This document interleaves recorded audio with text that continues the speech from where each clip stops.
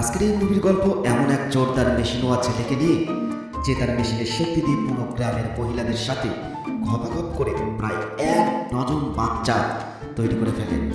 ভাইরে ভাই, পুরো মুভি শুধুই ঘপাঘপ আর ঘপাঘপ, কিন্তু এর পরের ঘটনা কি ঘটে তাই আমরা আজকের ভিডিওতে দেখব। তবে ভিডিও শুরু করার আগে আপনারা কে কোথায় থেকে আমাদের ভিডিওগুলো দেখছেন কমেন্টস করে জানাতে পারেন। আর ভিডিওটি ভালো লাগলে চ্যানেলটি অবশ্যই সাবস্ক্রাইব করতে একদমই ভুলবেন না। তো চলুন আর দেরি না করে আজকের মুভির গল্প শুরু করা যায়।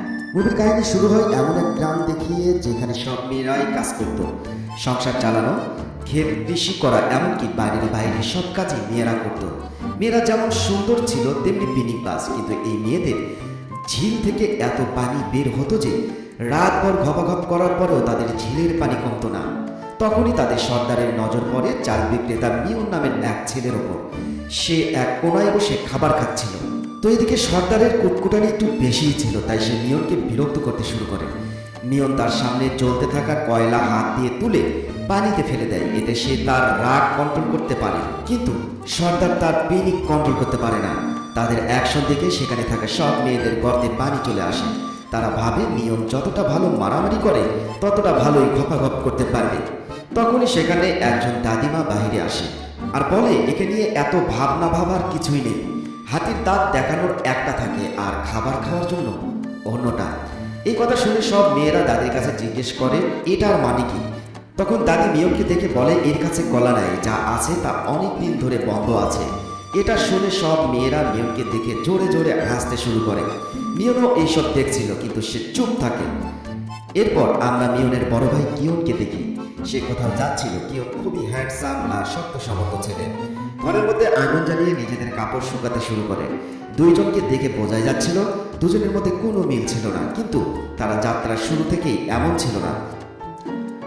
আসলে 4 বছর আগে তারা দুই ভাই একই জায়গায় রাইস কেক বিক্রির কারণে মিয়ন আর তার ভাইয়ের সাথে কথা বলতো না। একদিন গ্রামের কিছু ছেলে কিমের সৌন্দর্য নিয়ে কথা বলছিল। তখনই একটা ছেলে বলে, কিম প্রতিদিন রাতে ঝিলে গোসল করতে যায়। এটা শুনে আর একজন বলে, তাহলে চলো আমরা আজকে রাতে তাকে দেখতে যাব। এসব কথা পাশে বসে মিয়নও শুনছিল। পরের দিন কিম যখন তার বাড়ি থেকে বের হয়, তখন সে তার বাড়ির সামনে একটা মিষ্টির বক্স দেখতে পায়। এটা মিয়ন রেখেছিল। কিমও এটা বুঝতে পারে। এরপর বাড়িতে এসে কিয়ন তার ভাইকে বলে, আমি তাড়াতাড়ি বিয়ে করব। এটা শুনে মিয়ন তাকে শুভেচ্ছা জানায় আর বলে, মেয়েটাকে। তখন কিয়ন কাউকে বাইরে আসতে বলে। মেয়েটাকে দেখে মিয়নের মন একেবারেই ভেঙে যায়। এটা কিম ছিল। কিমকে নিজের ভাইয়ের সাথে দেখে মিয়নের অবস্থা দেবদাসের মতো হয়ে যায়। তাই সে একাই জঙ্গলের মধ্যে চলে আসে। তখনই সে জঙ্গলের মধ্যে আটকে থাকা একটা বুড়ো লোককে দেখতে পায়। তাই মিয়ন তাড়াতাড়ি করে বুড়ো বাবাকে জাল থেকে বের করে। এই কারণে বুড়ো বাবা মিয়নকে তার একটা ইচ্ছা পূরণ করবে বলে কথা দেয়। তাই মিয়ন বুড়ো বাবাকে তার ঝিমিয়ে পড়া মেশিনের কাহিনী শোনায়। সব শুনে বুড়ো বাবা মিয়নকে বলে, এক জায়গায় খাম্বার নিচে জাদুক পানির বোতল মাটি চাপা দেওয়া আছে। তুমি সেখান থেকে এক ঢোক পানি খাবে, এর বেশি খাবে না, না হলে পুরো গ্রামের মহিলাদের গর্তে ব্যথা হয়ে যাবে। এর কিছুক্ষণ পর মিয়ন সেই জাদুর বোতলটা খুঁজে পায় আর সে এক নিঃশ্বাসে সব পানি শেষ করে দেয়। তো এইদিকে এই কথা পুরো গ্রামে ছড়িয়ে পড়ে। যেসব মেয়েরা আগে মিয়নকে নিয়ে হাসাহাসি করতো, তারা এখন মিয়নের সাথে ঘপাঘপ করার জন্য পাগল হয়ে যাচ্ছিল, কারণ তাদের হাজব্যান্ড বাড়িতে ছিল না। মিয়ন এসব দেখে অনেক বেশি খুশি হয়, কিন্তু এরপরও সে নিজেকে কন্ট্রোল করে। একদিন সোহাইয়া নামের এক মেয়ের গর্তে একটু বেশি সুরসুরি হচ্ছিল। মিয়নও তার নিজেকে কন্ট্রোল করতে পারে না, আর সে সুয়ের সামনে পেছনে এমন ঘপাঘপ করে যে সুয়ের অবস্থা একেবারে খারাপ হয়ে যায়। যখন সুই মিয়নের সাথে ঘপাঘপ করছিল, তখন বাহির থেকে সব মেয়েরা তা শুনতে পাচ্ছিল। এই কারণে তাদের গর্ত খুলে যায়। তাই সব মেয়েরা মিয়নের বাড়ির সামনে লাইন দিয়ে তাদের ঘপাঘপের সিরিয়াল আসার জন্য অপেক্ষা করতে থাকে। আর এদিকে মিয়নও সারা রাত তাদেরকে ঠান্ডা করতে থাকে। পরের দিন মিয়নের মেশিনের খবর রাজকুমারীর কাছে চলে যায়। তাই সে মিয়নকে নিয়ে নিজের গর্তে মেশিন চালানোর জন্য ব্যস্ত হয়ে পড়ে। তাই পরের দিন রাজা মিয়নকে ধরে নিয়ে আসে আর সে মিয়নকে বলে, তোমাকে আমাদের বিরোধী রাজাদের সাথে একটা প্রতিযোগিতা করতে হবে। যদি তুমি জিতে যাও তাহলে আমি তোমার ভাইকে যুদ্ধ থেকে ডেকে নেব। রাজার কথা মেনে পরের দিন মিয়ন প্রতিযোগিতার জায়গায় পৌঁছে যায়। সেখানে তাকে এবং বিরোধী দলের একজনকে নিজেদের মেশিনের সাথে ভারী ওজন বাঁধতে হবে। যে বেশি ওজন উঠাতে পারবে তাকে বিজয়ী ঘোষণা করা হবে। মিয়নের বিরোধী তার মেশিন দিয়ে 30 কিলো ওজন তুলতে পারছিল। এখন মিয়নের পালা। কিন্তু মিয়নের মেশিনকে বিজয়ী ঘোষণা করা হয় আর তাকে রাজমহলে খাবার জন্য ডাকা হয়। তখনই সেখানে রাজার সেনাপতি এসে সবাইকে বলে কিয়ন যুদ্ধে মারা গেছে, কিন্তু তার বডি পাওয়া যায়নি। এটা শুনে মিয়ন অনেক কষ্ট পায়। এদিকে কিমের অবস্থা খারাপ হয়ে যাচ্ছিল, তার জ্বর কমছিলই না। তখন গ্রামের একজন ডাক্তার মিয়নকে বলে তোমার মেশিন কিমের গর্তে দিয়ে রাখলে সে সুস্থ হবে।